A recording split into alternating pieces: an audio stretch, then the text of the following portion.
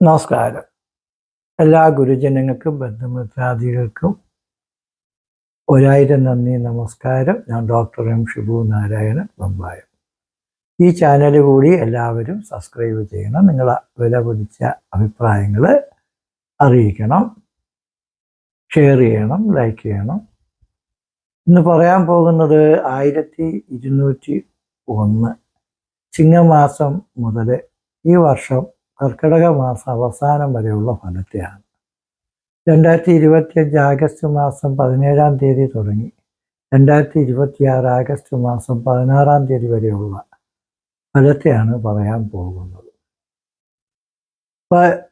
അശ്വതി, ഭരണി, കാർത്തികയുടെ കാലുവരെയുള്ള മേടക്കൂറുകാർക്ക് ഈ വർഷം എങ്ങനെയായിരിക്കും എന്നുള്ളതാണ്. അപ്പം ഗ്രഹങ്ങളുടെ അനുകൂലവും പ്രതികൂലവുമായ സഞ്ചാരങ്ങളെ കൊണ്ടാണ് ഒരു രാശി ജനിച്ചവരുടെ വർഷഫലങ്ങൾ പറയുന്നത്. മാസത്തിൻ്റെ അടിസ്ഥാനത്തിലാണ് മാസഫലങ്ങൾ പറയുന്നത്. കൂറിൻ്റെ അടിസ്ഥാനത്തിലാണ് ദിവസഫലങ്ങൾ പറയുന്നത്. ഇപ്പോൾ മേടക്കൂറുകാർക്ക് ഇപ്പോൾ 7.5 ശനിയുണ്ട്. അത് 7.5 വർഷവും ഉണ്ട്. മാർച്ച് 25 തൊട്ട് തുടങ്ങിയതാണ്. വേഴം 3-ലാണ്.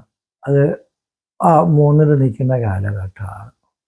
സർപ്പൻ എന്ന് പറയുന്ന ഗ്രഹം 11 നിൽക്കുന്ന ഘട്ടമാണ്. അപ്പോൾ സർപ്പം 11 നിൽക്കുന്നത് കൊള്ളാം. ശനി 12 നിൽക്കുന്നത് ദോഷം. വേഴം 3 നിൽക്കുന്നത് ദോഷം. അപ്പോൾ ഏതൊക്കെ കാലഘട്ടത്തിലാണ് ഗ്രഹങ്ങൾ മാറുന്നതിനെ കുറിച്ചുള്ള വിശദ വിവരങ്ങൾ വീഡിയോസ് വേറെ ഇട്ടിട്ടുണ്ട്. അപ്പോൾ ഈ വേഴം 3 നിൽക്കുന്ന സമയം ഭാഗ്യത്തിന് ഇത്തിരി കുറവുള്ള സമയമാണ്. വേഴം 3 നിൽക്കുമ്പോൾ നമുക്ക് ശത്രുക്കളും വിരോധികളും ഒക്കെ ഉണ്ടാവും.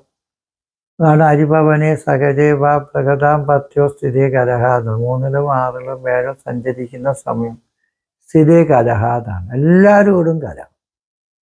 സഹോദര സ്ഥാനമാണ് 3. സഹോദരങ്ങളോട് കലഹം. വേഴം ധനകാരകനും ഭാഗ്യകാരകനും സന്താനകാരകനും ഒക്കെയാണ്. അപ്പോൾ ആ സന്താനങ്ങളോട് കലഹം, സഹോദരങ്ങളോട് കലഹം, സാമ്പത്തിക ഇടപാടുകളിൽ കലഹം. ഒരു ബാങ്കിൽ ചെന്നാൽ ബാങ്കുകാർ പോലും നമ്മളെ പറ്റിച്ചതുപോലെ തോന്നിപ്പോകും. ബാങ്ക് നടപടികൾ നമുക്ക് കൂടുതൽ വിഷമം തോന്നുന്ന തരത്തിൽ വരും. ജപ്തി നടപടി പോലും വരുത്തിക്കളയുമെന്ന് പറയും. ലോണുകളൊക്കെ കിട്ടാനുള്ളത് ചിലപ്പോൾ കിട്ടാൻ തടസ്സം വരും. ജോലി സ്ഥലത്തും ശമ്പളങ്ങളും പ്രോഫിറ്റുകളും ബിസിനസ്സിലെ കമ്മീഷനുകളും അതിനുള്ള മെച്ചങ്ങളും പ്രോഫിറ്റുകളൊക്കെ കുറഞ്ഞിരിക്കും. അതുകൊണ്ട് നമുക്ക് ചെയ്തുകൊണ്ടിരിക്കുന്ന ജോലി വേണ്ടാന്ന് വിചാരിക്കാനോ ബിസിനസ് വേണ്ടാന്ന് വിചാരിക്കാനോ പറ്റൂല. തൊഴിലാളി മുതലാളി കൂടെ നിൽക്കുന്ന ആൾക്കാരൊക്കെ കൂടെ ഉണ്ടെങ്കിൽ ഒരു അധികാരിയാണെങ്കിലും ഒരു മുതലാളി ആയിരുന്നെങ്കിലും നമുക്ക് കാര്യങ്ങളൊക്കെ വിജയിച്ചു കൊണ്ടുപോകാൻ പറ്റും.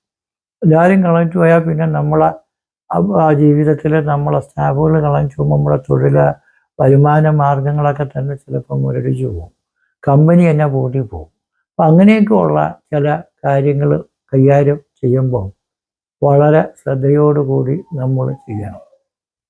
നമ്മളെ നാട്ടിൽ നടക്കുന്ന എല്ലാ വെട്ടും കുത്തും കൊലപാതകവും എല്ലാ കലഹമാണ് കാരണം. കല അനയതി ഇരി കലഹ എന്നാണ്. കലയെ ഹനിക്കുന്ന സാധനമാണ് കലഹം. അതുകൊണ്ട് നമ്മൾ കുറച്ച് മയായിട്ടൊക്കെ പോയ വിരോധികളെപ്പോലെ ഇരിക്കുന്ന ആൾക്കാരും നമ്മളോട് സ്നേഹം കാണിച്ച് നമ്മളെ പ്രവർത്തനങ്ങൾ വിജയിപ്പിക്കാൻ പറ്റും. എന്നാൽ 3-ൽ വേഴം നിൽക്കുമ്പോൾ ഭാവഫലം പറയുന്നത് സൗമ്യേ ഭ്രാതൃകതേ സഹോദര സഹായ ആരോഗ്യലാഭാധികം സൽബുദ്ധേരുദയശ്യ ധൈര്യരുതി ഇതേതൽ ഫലം പ്രച്ചത. സഹോദരങ്ങളെ കൊണ്ടും സഹചാരികളെ കൊണ്ടും ഗുണം കിട്ടും. ആരോഗ്യലാഭാധികം, നമുക്ക് അസുഖങ്ങളൊക്കെ മാറും. നല്ല ആരോഗ്യം കിട്ടും. ലാഭാധികം, അധികമായ ലാഭങ്ങളെന്ന് വെച്ചാൽ വലിയ ഗുണമില്ലെങ്കിലും കിട്ടൂല എന്ന് പറഞ്ഞതും തരൂല എന്ന് പറഞ്ഞതുപോലും നമ്മൾ പ്രതീക്ഷിച്ച് പോയാൽ കിട്ടൂല എന്ന് വിചാരിച്ച പണങ്ങളും ജോലികളും അഡ്മിഷനുകളും സ്ഥാനമാനങ്ങളും ഒക്കെ നമുക്ക് കിട്ടും. സൽബുദ്ധേരുദയശ്യ, സൽബുദ്ധി എന്ന് വെച്ചാൽ നമുക്ക് ആലോചിച്ചിട്ട് ചെയ്യാമെന്നുള്ളൊരു മനസ്ഥിതി ഉണ്ടാകും. പെട്ടെന്ന് എടുത്തിയാടി ചെയ്യണ ഒരാളും ഒന്ന് ആലോചിച്ച് ചിന്തിച്ച് പ്രവർത്തിക്കാനുള്ള ഒരു ബുദ്ധി നമുക്ക് കിട്ടും. ഒരു തെറ്റ് പറ്റിപ്പോയാൽ പോലും ഞാൻ കാണിച്ച തെറ്റാണ്, ക്ഷമിക്കണമെന്ന് പറയാനുള്ളൊരു വാക്കെങ്കിലും പറയാനും അവർക്ക് ആ കുരുക്കിൽ നിന്ന് രക്ഷപ്പെടാനും, വലിയ കേസിൽ ചെന്ന് കുരുങ്ങിയാൽ പോലും ചെറിയൊരു വാക്ക് കൊണ്ട്, സ്നേഹം കൊണ്ട്, അഭിപ്രായം കൊണ്ട് കുരുക്കുകളിൽ നിന്ന് നമുക്ക് രക്ഷപ്പെടാനും പറ്റും. ധൈര്യം മനസ്സിൽ എന്തോ വരട്ടെ എന്നുള്ള ആത്മധൈര്യത്തോടു കൂടി ജീവിക്കാനും നമുക്ക് പറ്റും. അപ്പോൾ ദൈവങ്ങളുടെ അനുഗ്രഹം കൊണ്ടും സഹോദരങ്ങളുടെ വിരോധം ഉണ്ടെങ്കിൽ പോലും സഹോദരങ്ങൾ നമ്മളെ സഹായിക്കാൻ മനസ്സ് കാണിക്കുന്ന അവസ്ഥയൊക്കെ ഉണ്ടാകും. ഏഴരാണ്ട ശനി 12 നിന്നാൽ ചില പൂർവിക വസ്തുക്കൾ വിൽക്കണമെന്ന് തോന്നും, കാര്യങ്ങൾ തടസ്സപ്പെട്ടു പോവും, വീഴ്ച ഒടിവ് അപകടങ്ങളൊക്കെ ഉണ്ടാവും, സ്ഥാനവും വീടും രാജ്യമൊക്കെ വിട്ടു പോയാൽ കൊള്ളാമെന്ന് തോന്നും, നാനാരോഗം പല അസുഖങ്ങളും, സുഖത്തിനും ദാമ്പത്യം എന്ന് വെച്ചാൽ എത്ര പൈസ ഉണ്ടെങ്കിലും അത് എങ്ങോട്ട് പോയെന്ന് അറിയാൻ പറ്റില്ല. ദാമ്പത്യം, ഭാര്യാഭർത്തൃ, കുടുംബൈശ്വര്യത്തിനൊക്കെ ചെറിയ തടസ്സങ്ങളുണ്ടാകും. ഭാര്യ പറഞ്ഞത് ഭർത്താവ് കേൾക്കൂല, ഭർത്താവ് പറഞ്ഞ ഭാര്യ കേൾക്കൂല, ബന്ധുക്കൾ കേൾക്കൂല. അങ്ങനെ പല സ്ഥാനമാനങ്ങൾക്ക് നല്ല ജോലി ഉണ്ടെങ്കിലും അത് രാജിവെച്ചിട്ട് വേറെ ജോലിക്ക് പോകാൻ തോന്നും. ഒരു രാഷ്ട്രീയക്കാരനാണെങ്കിൽ നല്ലൊരു അധികാരം ഉണ്ടെങ്കിൽ അത് കളഞ്ഞിട്ട് പോയാൽ കൊള്ളാതെ തോന്നും. സ്ഥാനമാനങ്ങളൊക്കെ പോവും. സ്ത്രീകളെ കൊണ്ടും ബന്ധുക്കളെ കൊണ്ടുള്ള വിരോധങ്ങൾ കൂടും. സ്ത്രീകളാണല്ലോ എവിടെയും പേരുദോഷത്തിന് കാരണമായി തീരുന്നത്. പല രാജാക്കന്മാരും അധികാരികളും ദേവന്മാർ പോലും പെണ്ണ് കേസിലാണ് പ്രതിയായി അഭിമാനവും അന്തസ്സും അംഗീകാരമൊക്കെ പോയത്. സ്ത്രീകളെ വച്ചുകൊണ്ടാണ് പല ആൾക്കാരും സാധാരണക്കാരനെ കുഴപ്പക്കാരനാക്കി മാറ്റുന്ന സമ്പ്രദായം നാട്ടിൽ നിന്ന് കൂടി വരികയാണ്. അതുകൊണ്ട് എല്ലാവരോടും സ്നേഹവും ബഹുമാനവും നമുക്ക് വേണം. പക്ഷേ കുരുക്കുകളിൽ ചെന്ന് ചാടിക്കൊടുക്കരുത്. അരമണിക്കൂറുള്ള സ്നേഹത്തിനാ സന്തോഷത്തിനാ വേണ്ടി ചില കുരുക്കി ചെന്ന് ചാടി ജീവിതകാലം മൊത്തം പാഴാക്കാതെ വളരെയധികം ശ്രദ്ധിക്കേണ്ടതായിട്ടുണ്ട്. അങ്ങനെ നമുക്ക് ബന്ധുക്കളെ കൊണ്ടുള്ള സുഖം കുറയും. വംശഞ്ചാന്ന് വെച്ചാൽ വീട് വിൽക്കണം, നാട് വിടണം, വീട് വിടണം, എങ്ങോട്ടെങ്കിലും പോകണം, മരിക്കണം എന്നൊക്കെ തോന്നുന്ന സമയമാണ് ശനി, ഏഴരാണ്ട ശനി ഇതൊക്കെ കിടക്കുമ്പോൾ. അപ്പോൾ അതുകൊണ്ട് നമ്മൾ എന്ത് ചെയ്യണം, ഈ വർഷം നമുക്ക് വരുന്ന ഈ നവംബറിൽ വക്രത്തിൽ വന്ന് 4ലോട്ട് വരും. അപ്പോൾ വീടും വസ്തുവും കെട്ടിടമൊക്കെ വരും. വീണ്ടും ഡിസംബറിൽ അത് വീണ്ടും 3ലോട്ട് വരും. അങ്ങനെ 2026 ജൂൺ മാസം വരെ നമുക്ക് 3 തന്നെ നിൽക്കും. അപ്പോൾ മാറ്റത്തിൻ്റെ ഫലവും ഇതൊക്കെ നമ്മൾ മനസ്സിലാക്കി നിൽക്കുമ്പോൾ കുറച്ചൊക്കെ ഈ വർഷത്തിൻ്റെ അവസാനം 3 4 വരുന്ന സമയം വീട് വയ്ക്കാൻ, വസ്തു വാങ്ങിക്കാൻ, വണ്ടി വാങ്ങിക്കാൻ, ശരീരസുഖം മനസ്സുഖമൊക്കെ കിട്ടാനൊക്കെ ഉള്ള സാധ്യത ഉണ്ടാകും. അപ്പോൾ അതുവരെ നമുക്ക് ശാസ്താവിനെയും കാലഭൈരവനെയും ശിവനെയും ഒക്കെ ഭജിച്ച് നമ്മുടെ ദോഷങ്ങൾ മാറിക്കിട്ടാനുള്ള പ്രാർത്ഥനകൾ നമ്മൾ ചെയ്യണം. പിന്നെ ഏറ്റവും മേടക്കൂറുകാർക്ക് ദോഷമുള്ള മാസങ്ങൾ, എല്ലാ വർഷവും പ്രത്യേക മാസത്തെ അസുഖവും കേസും ശത്രുക്കളും ഒക്കെ ഉണ്ടാകും. കാരണം 8 സൂര്യൻ നിൽക്കുന്ന സമയം വളരെ മോശമാണ്. കാരണം അർക്കാഷ്ടമേ ബഹുജനൈ നൃപസേനയാവ യാതോ രവോ രവനി ന്യൂനമുപദ്രവേ ഫൂൾ എന്ന് വെച്ചാൽ അർക്കാഷ്ടമി, അർക്കൻ അഷ്ടമത്തിൽ സഞ്ചരിക്കുമ്പോൾ ഈ ബഹുജനങ്ങളും നൃപസേന, രാജാക്കന്മാരും സേനാധിപന്മാരും അധികാരികളും രാജ്യത്തിലുള്ളവരും നാട്ടിലുള്ളവരൊക്കെ നമ്മൾ ഉപദ്രവിക്കുമെന്നാണ്. അതുകൊണ്ട് ആ വൃശ്ചിക മാസം നമ്മൾ എല്ലാ ഇടപാടുകളും വളരെ സൂക്ഷിക്കണം. മീനമാസം 12ാമത്തെ രാശിയാണ്. അവിടെയും കുറച്ച് കഷ്ടനഷ്ടങ്ങളും യാത്ര പരാജയങ്ങളും വിഷമതകളും നമുക്ക് ഉണ്ടായിപ്പോകും. അതും സൂക്ഷിക്കണം. കന്നിമാസം രോഗസ്ഥാനവും ശത്രുസ്ഥാനവുമാണ് 6. ഇവിടെ കുറച്ച് ശത്രുക്കളും വിരോധികളും ഉണ്ടാകും. ബാക്കിയുള്ള മാസങ്ങളിൽ നമുക്ക് മിഥുനമാസം വളരെ നല്ലതാണ്. സൂര്യൻ 3 നിൽക്കുന്നത്, ധനുമാസം 9 നിൽക്കുന്നത്, മകരമാസം കുംഭത്തിൽ മകരത്തിൽ 9 10 നിൽക്കുന്നത്, കുംഭം 11. അപ്പം ധനുമാസവും മകരമാസവും കുംഭമാസവും മിഥുനമാസവും ഒക്കെ നമുക്ക് വളരെ നല്ലതാണ്. ബാക്കിയുള്ള മാസങ്ങൾ വളരെ സൂക്ഷിക്കണം.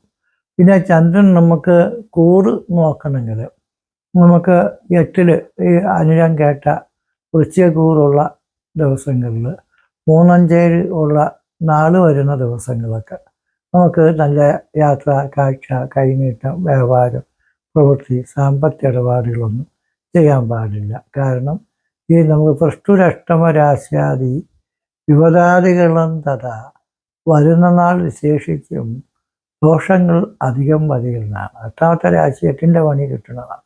ആ നക്ഷത്ര ദിവസങ്ങൾ ഈ വർഷത്തിൽ വളരെ എല്ലാ മാസത്തിലും അതൊക്കെ അഷ്ടമ രാശിക്കൂറായ വിശാഖത്തിൻ്റെ അവസാനം അധികം കേട്ട ഈ ദിവസങ്ങൾ സൂക്ഷിക്കേണ്ടതായിട്ടുണ്ട്. 3, 5, 7 ദിവസങ്ങളും സൂക്ഷിക്കേണ്ടതായിട്ടുണ്ട്. അതുകൊണ്ട് നമുക്ക് ഈ മേടക്കൂറുകാരെ സംബന്ധിച്ച് ഒത്തിരി മോശമാണെങ്കിലും നമുക്ക് നിങ്ങളുടെ പ്രാർത്ഥനയും ജപവും കാര്യശേഷിയും അറിവും കാര്യങ്ങളൊക്കെ ഉള്ള ഒരാളായതുകൊണ്ട് കൊള്ളാം. മേടമാസവും നമുക്ക് നല്ലതായിരിക്കും. സൂര്യൻ ഉച്ചത്തിൽ നിൽക്കുന്ന സമയമാണ്. അഭീഷ്ടാർത്ഥാഗമം കീർത്തി ജയം ഭൂപതിമാനനം സഭാജന പദഗ്രാമ സൽകൃതിം ഗുരുതോ രവി. ചിങ്ങമാസത്തിലും മേടമാസത്തിലും സൂര്യൻ ഉച്ചത്തിൽ നിൽക്കുന്ന മാസങ്ങളാണ്. അപ്പോൾ ആ മാസങ്ങളിൽ നമുക്ക് എന്തൊക്കെ കിട്ടും? അഭീഷ്ട അർത്ഥാഗമം കീർത്തി, അഭീഷ്ടകാര്യാദികളിൽ വിജയം കിട്ടും. അർത്ഥാഗമം പൈസ കിട്ടും, കീർത്തി കിട്ടും. സഭയിലും ജനങ്ങളുടെ ഇടയിലും നല്ല അംഗീകാരവും അവസരങ്ങളും കിട്ടും. ഒരു കോടതി പോയാലും കേസ് ജയിക്കും.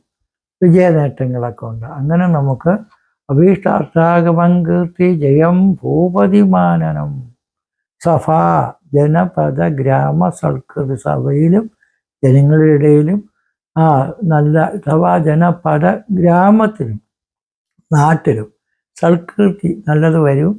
പേരും പ്രതാപമൊക്കെ കിട്ടും. നമ്മളെ മോശമെന്ന് കരുതിയിരുന്നവർ പോലും നല്ലവരെന്ന് അംഗീകരിക്കും, അനുമോദിക്കും, ആദരിക്കും. അങ്ങനെ നമുക്ക് നല്ലതായിട്ട് വരും. അപ്പോൾ നമുക്ക് ഈ ഒരു വർഷത്തിൻ്റെ ഫലത്തിന് ദോഷങ്ങൾ ഏതൊക്കെയെന്ന് ജാതകം പരിശോധിക്കണം. ജാതകത്തിൽ നല്ല ഘട്ടമാണെങ്കിൽ നല്ലതായിട്ട് ഗുണങ്ങൾ കൂടും. ദോഷങ്ങളുള്ള ജനനോ സമയദോഷങ്ങളോ വല്ല ഉണ്ടെങ്കിൽ ഗണപതി പൂജ, ഭഗവതി പൂജ, മൃത്യുഞ്ജോമം, ഐശ്വര്യ പൂജ, കാലഭൈരവ പൂജ, ശത്രുസംഹാര പൂജ, വേഴ 3 നിൽക്കുന്നതുകൊണ്ട് ദേവി നിഷേവ ഗണനാഥ ഹോമ വാക്യ ഐക്യമത്യപ്രത സൂക്തജപാഹ ആവന്നിവർത്തൈഹി ധനാധാന്യ അഭിവൃത്തൈഹി ദിവ്യാഭിഷേകാധികം അർത്ഥശുദ്ധൈഹി ഭാഗ്യസൂക്തജവും ഐക്യമർത്ഥ സൂക്തജവും. അതേപോലെ വീട്ടിൻ്റെ ഐശ്വര്യത്തിന് വേണ്ടി പൂജകൾ, പഞ്ചഗവ്യ ശക്തികൾ, പുണ്യാഗ ശക്തി. വീട്ടിനും മൂദേവി വാദിച്ചു എന്നാണ്. വീട്ടിനും കൂടെ പരിഹാരങ്ങൾ ചെയ്യുക. ആളിന് മാത്രമല്ല, വീട്ടിനും ഇങ്ങനെയുള്ള ചില പുണ്യാഗം, പഞ്ചഗവ്യം അമ്പലത്തിൽ ചെയ്യുന്നത് പോലെ ചില കാര്യങ്ങളൊക്കെ വീടുകളിൽ പണ്ട് മാസം തോറും ചെയ്യുകയാണ്. വീട്ടിലൊക്കെ അശുദ്ധി ബാധിച്ച തന്ത്രി വന്ന് പൂജയൊന്നും ചെയ്തില്ലെങ്കിലും അമ്പലത്തിൽ നിന്ന് പുണ്യാഗം വാങ്ങിച്ചുകൊണ്ട് വന്ന് വീട്ടിനകത്തും പുറത്തും ഒക്കെ തളിക്കും. വീട്ടിൽ പുണ്യാഗം ഉണ്ടാക്കി തളിക്കുന്നവരും ഉണ്ട്. പൂജയൊക്കെ ചെയ്ത് എല്ലാ മാസവും പൂജയൊക്കെ ചെയ്ത് പുണ്യാഗമൊക്കെ ഉണ്ടാക്കി പുണ്യം കിട്ടാനും മൂദേവി മാറാനും ശ്രീദേവി വസിക്കാനുമുള്ള ഗണപതി പൂജയും ഭഗവതി പൂജയൊക്കെ ചെയ്യുന്ന വീടുകളുണ്ട്. ഇപ്പോഴും മാസം തോറും ചെയ്യും. അപ്പോൾ അതൊക്കെ ചെയ്താൽ വളരെ നല്ലതാണ്. അങ്ങനെ എല്ലാവർക്കും ഈ വർഷം ഈ നല്ലത് വരട്ടെ എന്ന് ഞാൻ ഞങ്ങളുടെ പരദേവതയായ കാലഭൈരവ സ്വാമിയോട് പ്രാർത്ഥിക്കുന്നു. കാലഭൈരവ സ്വാമി ക്ഷേത്രത്തിൽ തീർച്ചയായിട്ടും നിങ്ങളുടെ ദർശനം നടത്തി പ്രാർത്ഥിച്ച നിങ്ങളുടെ ഈ ഗ്രഹപ്പുഴകളും വേണ്ട ശനിക്കും ഏറ്റവും വലിയ ദുരിതങ്ങൾക്കും പരിഹാരം നമുക്ക് കിട്ടി നേട്ടങ്ങളും ഭാഗ്യങ്ങളും കിട്ടുമെന്നുള്ളത് തീർച്ചയാണ്. എല്ലാവർക്കും നല്ലത് വരട്ടെ എന്ന് പ്രാർത്ഥിച്ചുകൊണ്ട് നിർത്തുന്നു. നന്ദി, നമസ്കാരം.